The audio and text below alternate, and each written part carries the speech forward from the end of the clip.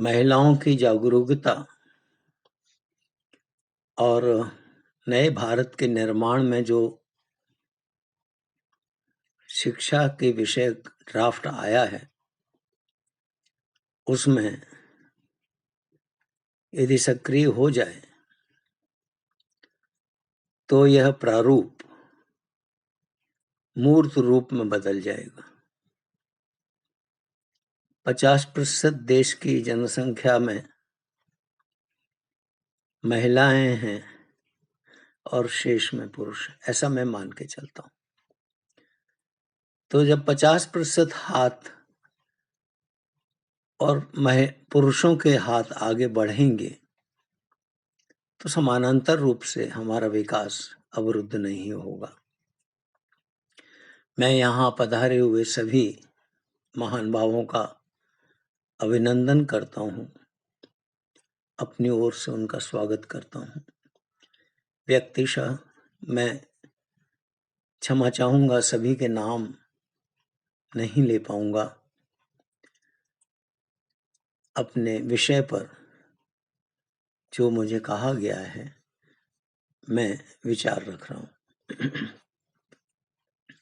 हमारे सामने जो विषय है वो है नई शिक्षा नीति 2020। यह नीति नई है और इसमें न्यू इंडिया की एक अवधारणा है, पूरी शताब्दी की एक अवधारणा है।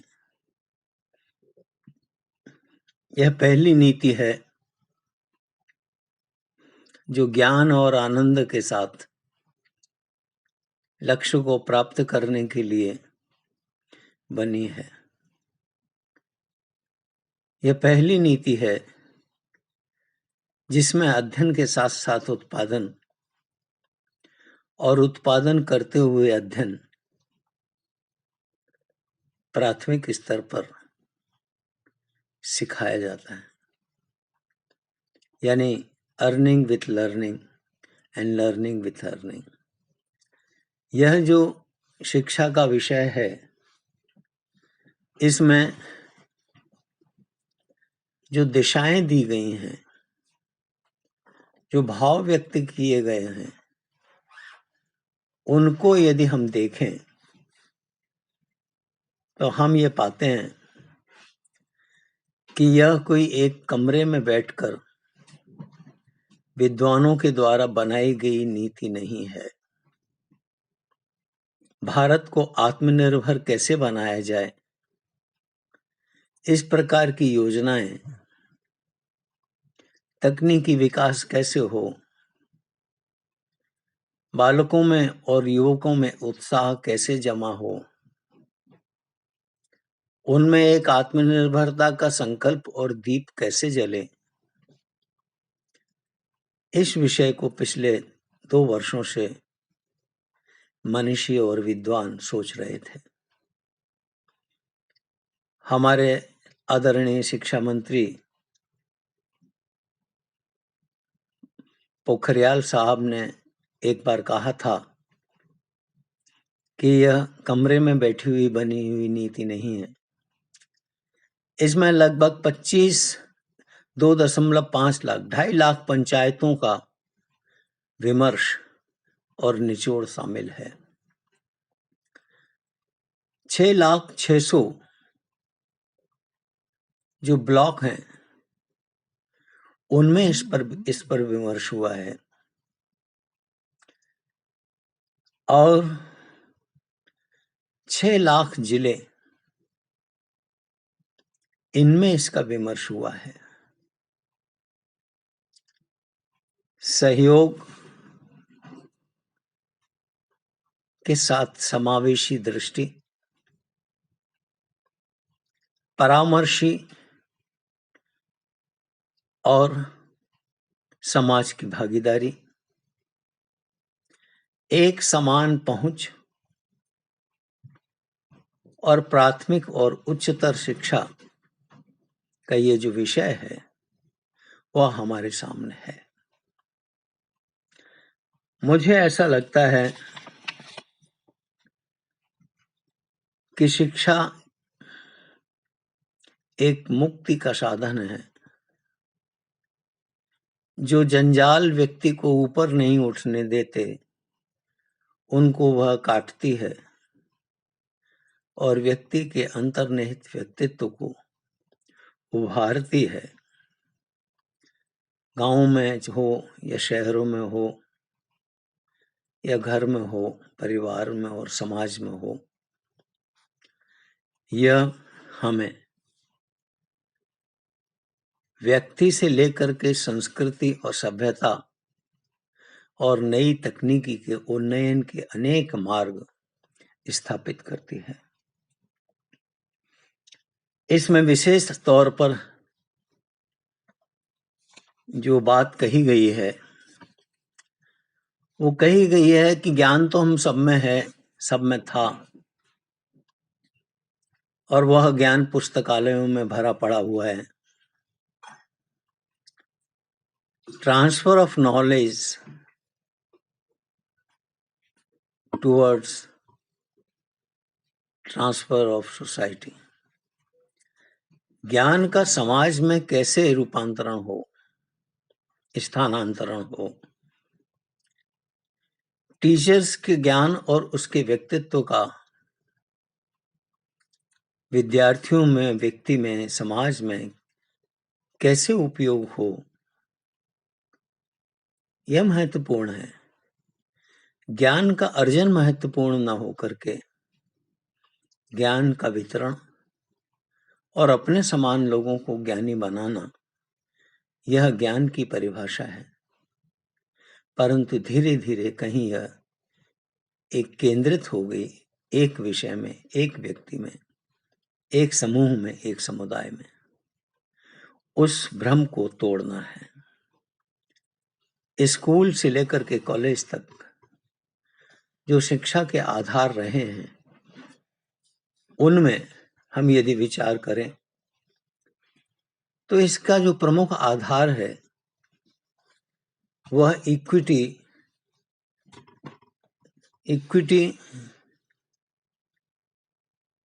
गुणवत्ता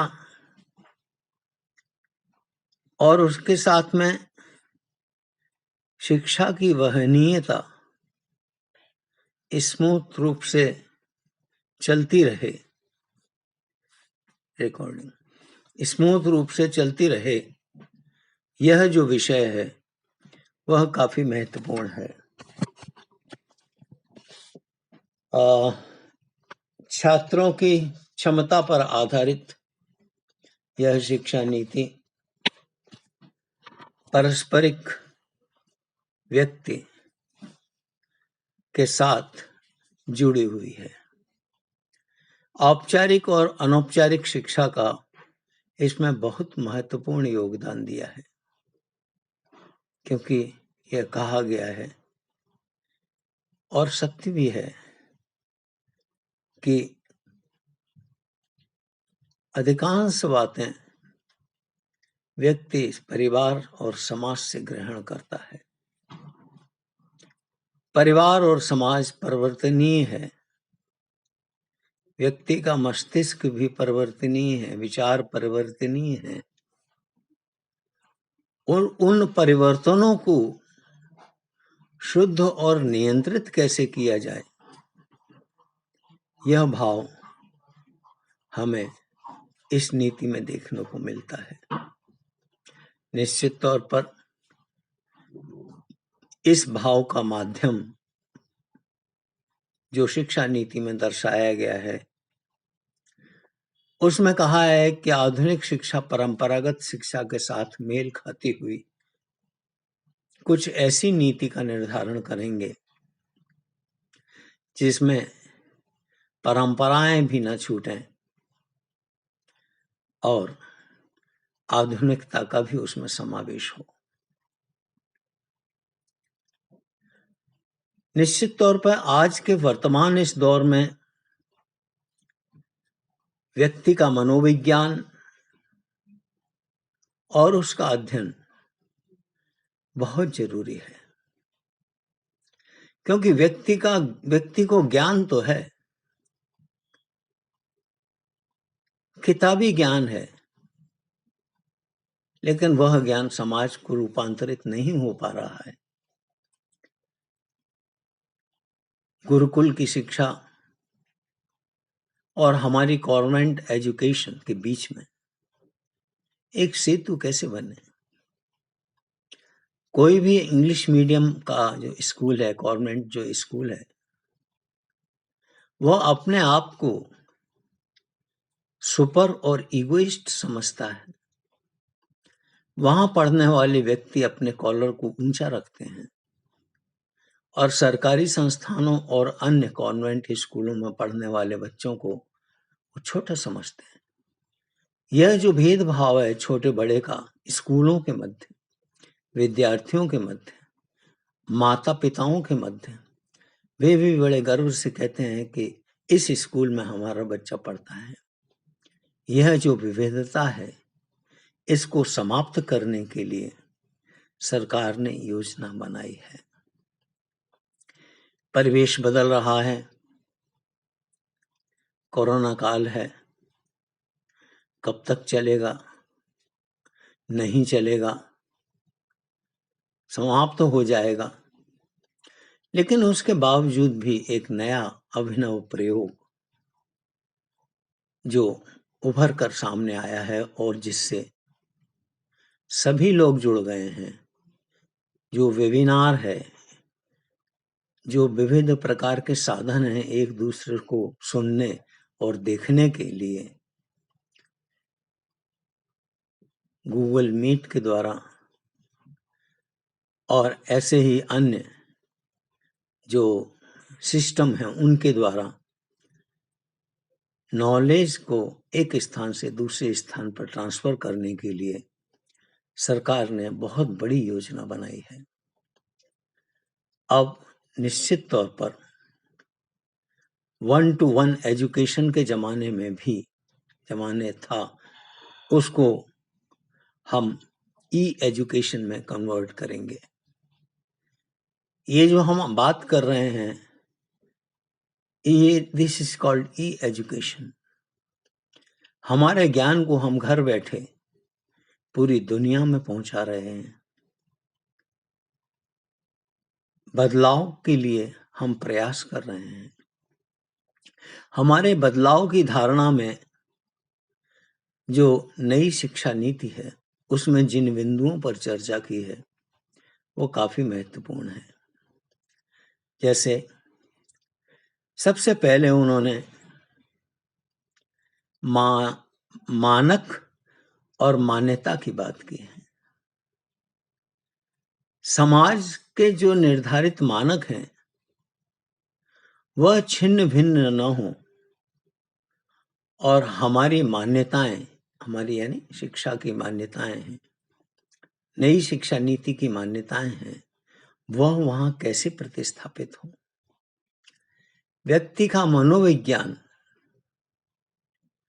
जो आजकल आधुनिक भौतिक और अति भौतिक हो गया है,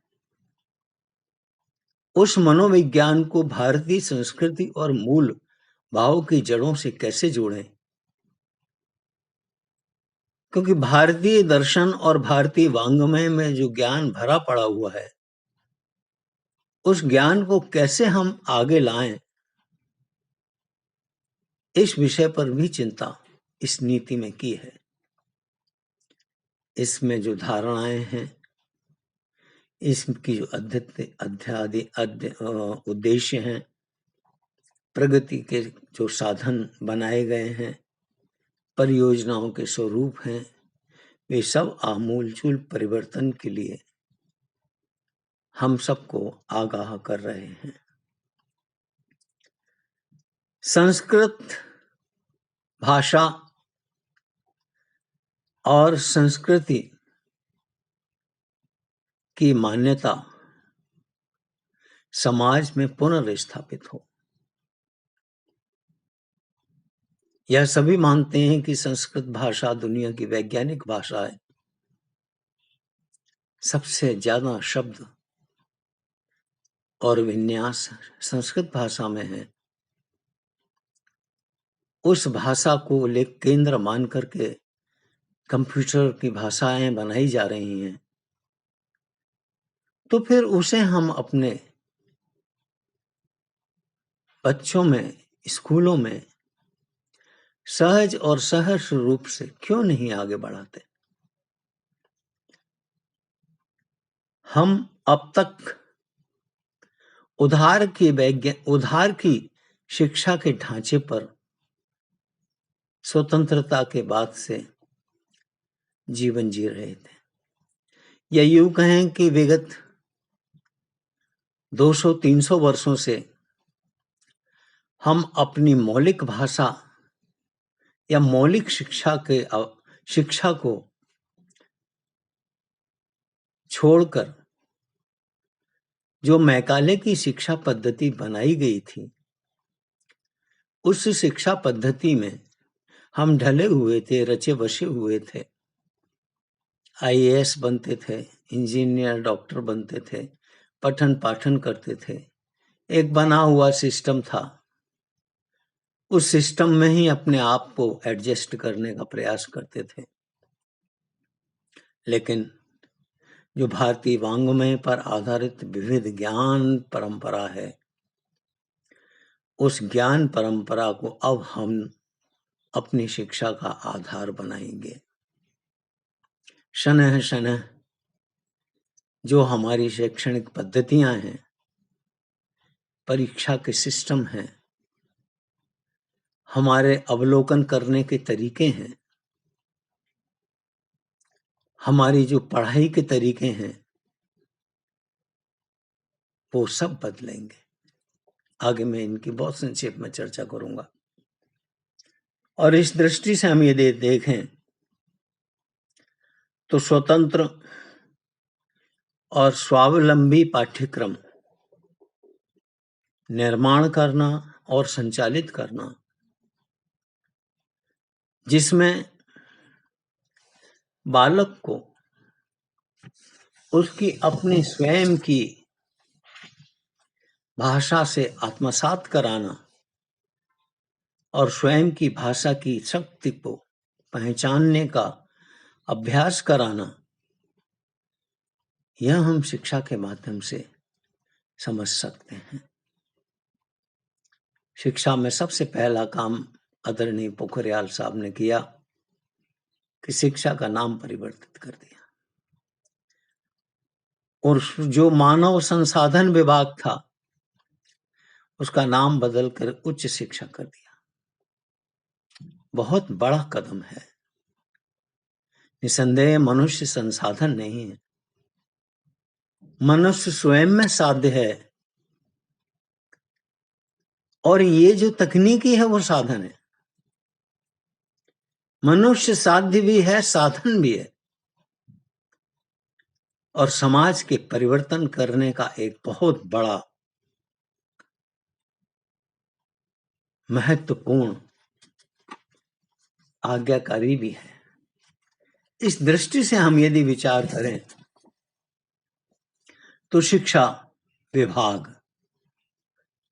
होना, उच्च शिक्षा विभाग होना, हमें कुछ मुक्ति देता है कि हम संसाधन नहीं हैं। दूसरी बात, राज्यों के हस्तक्षेप से मुक्ति का जो विषय था वह इसमें चर्चा में किया गया है। भौगोलिक परिवेश को ध्यान में रखते हुए सांस्कृतिक जीवन में आस्था व्यक्त करते हुए हमें देखना होगा कि हम उन भौगोलिक परिवेश, विभिन्न भौगोलिक परिवेश हैं, कहीं सूखा है, कहीं बाढ़ है, कहीं रेगिस्तान है, कहीं बर्फ है, तो भौगोलिक परिवेशों के जो चैलेंजेस हैं, उन चैलेंजेस को ध्यान में रखते हुए, भौगोलिकता को ध्यान में रखते हुए, स्थानीयता को ध्यान में रखते हुए हमें ज्ञान प्राप्त करना चाहिए। तक्षशिला हुआ, नालंदा विश्वविद्यालय, ये हमारे आदर्श हैं। गुरुकुल की प्रणाली जो डायलेक्टिकल मेथड पे है, ज्ञान का आदान प्रदान चर्चा के द्वारा, ज्ञान का आदान प्रदान अनौपचारिक रूप से आगे बढ़ाना, क्योंकि वर्तमान का जो पाठ्यक्रम है वह हमें जीवन की लगभग 20% हमारी ऊर्जा को उपयोग करता है और लगभग 80-70% ज्ञान और ऊर्जा हमारे अंदर भरा पड़ा हुआ है। उसको बाहर निकालना, उससे अपने व्यक्तित्व को, बालक के व्यक्तित्व को बनाना और उसमें भारत बोध का भाव जागृत कराना, भारतीयता का भाव जागृत कराना, पाठ्यक्रमों में संस्कृति की जड़ों तक पहुंचना, यह राष्ट्रीय भाव हम यदि शिक्षा पद्धति में लाते हैं तो निश्चित तौर पर एक बहुत बड़ा क्रांतिकारी परिवर्तन होगा।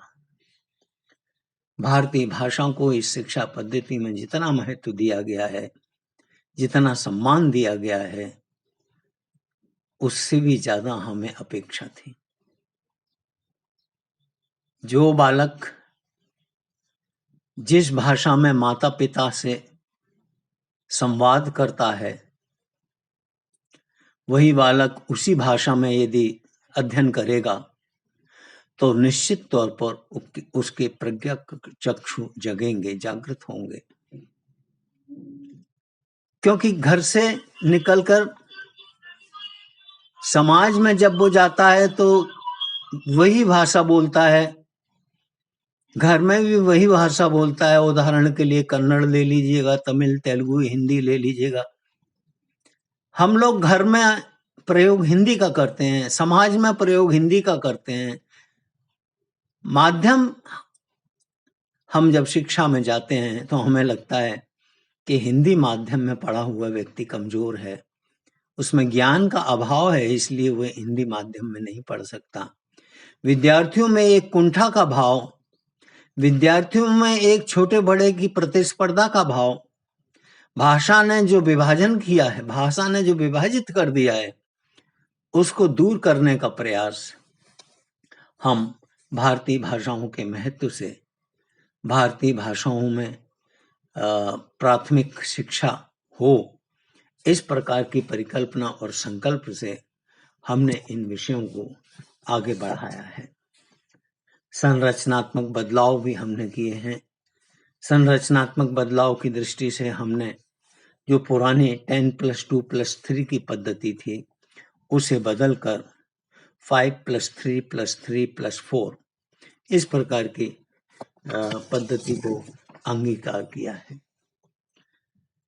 शिक्षा जीवन के लिए उपयोगी हो ऐसा पाठ्यक्रम बने जो सैद्धांतिक कम हो और उस सैद्धांतिक विवेचना के साथ साथ उसमें व्यवहारिकता का बोध भाव यदि रहता है तो निश्चित तौर पर यह जो शिक्षा प्रणाली है और शिक्षा पद्धति है, इसमें परिवर्तन होगा। अनुसंधान पर इतना बहुत महत्वपूर्ण जोर दिया है। आज की देशा में आज के संदर्भ में हम यदि देखें तो लगभग 30,000 PhD 30,000 PhD प्रति वर्ष होती हैं और शिक्षा की जो उच्चतम गुणवत्ता का ग्रंथ होना चाहिए वो PhD का ग्रंथ होना चाहिए, लेकिन 30,000 प्रति वर्ष PhD होने के बाद उनमें से क्षमा करेंगे कोई भी ऐसा इनोवेटिव विचार या आइडिया नहीं सामने आता है जो समाज को मार्ग दिखा सके। इसलिए उसमें कहा गया है राष्ट्रोपयोगी विषयों को तय किया जाएगा। समाज के लिए जो विषय उपयोगी हैं उनका निर्धारण किया जाएगा। सामाजिक, राष्ट्रीय और अंतर्राष्ट्रीयता के संबंध में भी जो व्यावहारिक विवेचना है, जो व्यावहारिक कष्ट और संभावनाएं हैं जो हम देख रहे हैं, उनका विमर्श किया जाएगा। उसमें मौलिकता भी होगी, नवीनता भी होगी, परंपरा भी होगी। क्योंकि हम जो देख रहे हैं और हमारे सामने शिक्षा के संबंध में जो कमी है, उसका मूल कारण है कि हम अपनी जड़ों से कटे हुए हैं और दूसरों की तरफ देख करके अपनी शिक्षा और अनुसंधानों में लगे हुए हैं। यूरोप हमारे मॉडल बने हुए हैं। विज्ञान में यूरोप में जो एक्सपेरिमेंट हो रहे हैं उनको हम किसी तरह अपने साथ जोड़ते हैं और रिपीटेशन करके उन्हीं को प्रस्तुत करते हैं। मौलिक जो पीएचडी है, परिवर्तन लाने वाला जो विषय है, वो बहुत महत्वपूर्ण है। यदि मैं उदाहरण दूं, मुझे क्षमा करेंगे, कार्ल मार्क्स का। उसकी जो पीएचडी की थीसिस थी, उसने उसमें जिन मौलिक परिवर्तनों की चर्चा की थी, जो राज व्यवस्था और समाज व्यवस्था को बदलने की बात की थी, कालांतर में उससे बड़ा क्रांतिकारी परिवर्तन आया। यूरोप में Hungary, Bulgaria, Czechoslovakia, Romania, Poland, Germany, Korea, इधर वियतनाम, चीन, रूस, इन सब देशों में जो एक परिवर्तन की लहर आई, वो एक छोटी सी थीसिस का जो रिव्यू है, दास कैपिटल, उसने कर दिया। हम उसे भले ही स्वीकार करें या ना करें, लेकिन उसने जो विचार प्रवाह दिया, आज हमें भारतीय संस्कृति वांग्मय में छुपे हुए उन जीवन दर्शनों को इस प्रकार से प्रस्तुत किया जाए कि विश्व की सारी व्यवस्थाएं, विश्व के सारे मनुष्य, विश्व के सभी समुदाय और समाज उसे अध्ययन करने और उसके अनुरूप राज्य व्यवस्थाओं में परिवर्तन करने के लिए काम करें। आर्थिक उन्नति की दिशा में हमारा जो भारतीय वांग्मय है वो कहीं कमजोर नहीं है। हम आत्मनिर्भर थे। गुरुकुल सरकार आश्रित नहीं था, राज आश्रित नहीं था। शिक्षा उस समय राज आश्रित नहीं थी। सभी लोगों को अपने अपने हिसाब से, अपनी अपनी दृष्टि से विषय रखने की स्वतंत्रता थी। और हम गर्व से कह सकते हैं कि हमारे बराबर सांस्कृतिक अनुसंधान, हमारे बराबर जीवन, भारत के समकक्ष जीवन उपयोगी शिक्षा और भारत के संदर्भ में जीवनदायिनी एक रेखा जो हमारे वांग्मय में है, छुपी हुई है, उसे उजागर करने का समय है। मैं तो यहां तक आह्वान करूंगा और मैं स्वयं भी इसका प्रयास करूंगा, कर रहा हूं कि भारतीय वांग्मय में जो अर्थशास्त्र छुपा हुआ है, भारतीय वाङ्मय में जो राजशास्त्र छुपा हुआ है, भारतीय वाङ्मय में मनुष्य को पढ़ने की जो पद्धति, मनोविज्ञान दिया हुआ है, आपके अंदर क्या चल रहा है हम दृष्टिपात करके देख सकते हैं। ऐसे आख्यान आते हैं, हम ज्ञान के अभाव में कहते हैं कि उनमें कोई दम नहीं है। भारतीय विज्ञान आर्यभट्ट को लें, नागार्जुन को लें, कणादि ऋषि को लें, तो यह जो ज्ञान भरा पड़ा हुआ है उसको विदेशों ने स्वीकार किया और अपने ज्ञान परंपरा को आगे बढ़ा है। तो भारत में भी इस प्रकार की ज्ञान परंपरा के अध्ययन की कोई एक विशेष योजना और शोध पीठ होनी चाहिए। इस बात का ध्यान निश्चित तौर पर इस राष्ट्रीय शिक्षा नीति में बनाया गया है। पाठ्यक्रम और फीस को निर्धारित करने के लिए एक नए आयोग का गठन किया है और इस दृष्टि से हम ये देखें, एमफिल पीएचडी परीक्षाएं और ज्ञान संबंधी विषय जो परीक्षाएं हैं उनका जो केंद्र है उसके बारे में भी कहा गया है। एक जो महत्वपूर्ण बात इसमें आई है शोध से संबंधित, ये कहा गया है कि विदेशी यूनिवर्सिटियों के कैंपस भारत में खुलेंगे। मतलब वे उनके ज्ञान और उनकी जो रिसर्च पैटर्न है उसको हम हमारे साथ में वो मिलकर के काम करेंगे। निश्चित तौर पर इस स्वागत योग्य कदम है और इसी प्रकार से भारत की यूनिवर्सिटियों के जो कैंपस हैं वो विदेशों में खुलेंगे। तो विदेशों के कैंपस भारत में और भारत के कैंपस विदेशों में, निश्चित तौर पर इससे लोग लाभान्वित होंगे। और इसमें रिसर्च की दिशा है डिजिटल एजुकेशन, क्षेत्रीय भाषाओं के पाठ्यक्रमों की सामग्री और अन्य जो हमारे ज्ञान परंपराएं हैं उनको मिलना। अब पैटर्न की दृष्टि से हम यदि देखें तो कुछ छात्र ऐसे होते हैं जो पढ़ाई में उत्साह से प्रवेश लेते हैं लेकिन बीच में पढ़ाई छोड़ देते हैं। 3 वर्ष की पढ़ाई है, 2 वर्ष छोड़ दिया, तीसरे वर्ष में उसका मन नहीं है, उसकी इच्छा नहीं है या उसकी आर्थिक स्थिति खराब है।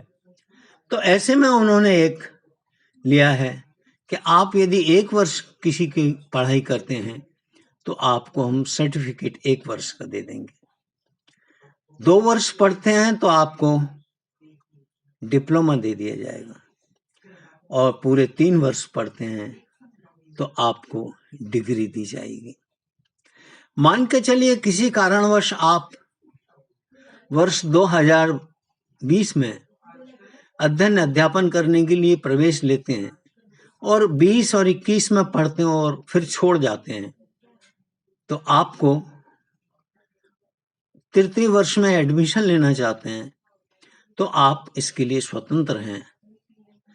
आप कभी भी उन पुराने सर्टिफिकेट और डिप्लोमा के आधार पर अपने आगे की शिक्षा को पूरा कर सकते हैं।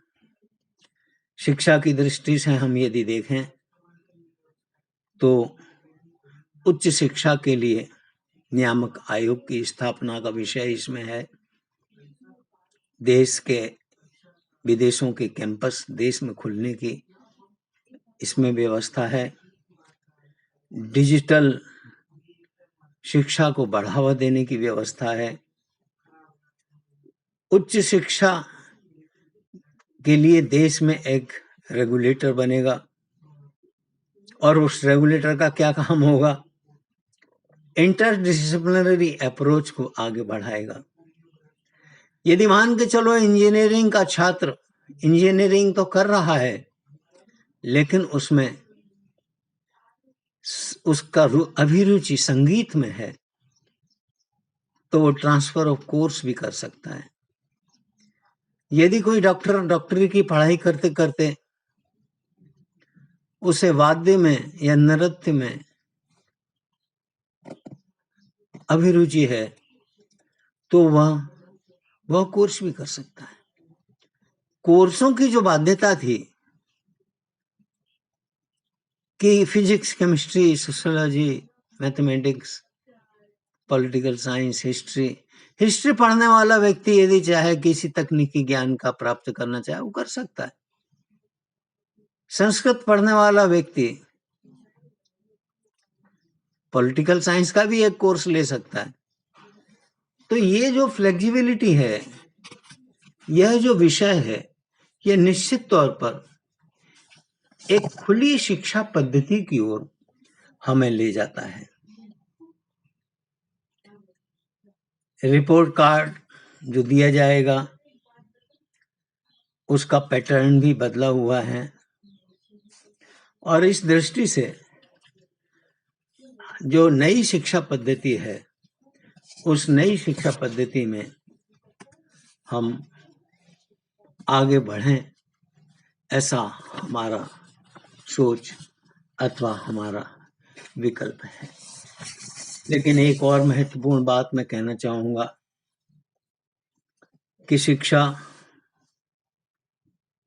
संस्कार और शिक्षक को संस्कारित और गुणवत्तापूर्ण बनाने के लिए शिक्षकों के लिए भी एक ट्रेनिंग प्रोग्राम है।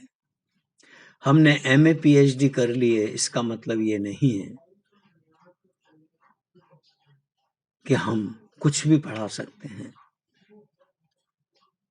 विषय और परिस्थितिवश जो ज्ञान ट्रांसफर किया जाना चाहिए, जो मेथोडोलॉजी अडॉप्ट की जानी चाहिए, इसमें शिक्षण प्रशिक्षण का भी बहुत बड़ी भूमिका है। संस्कारों की दृष्टि से हम यदि देखें तो परिवार के बाद में समाज में आंगनवाड़ी जो शिक्षा है वो बहुत महत्वपूर्ण है। सरकार को जितना पीएचडी और एमए और डॉक्टर इंजीनियर बनाने में ध्यान दिया है, देना है, उतना ही ध्यान उन्होंने आंगनवाड़ियों को दिया है।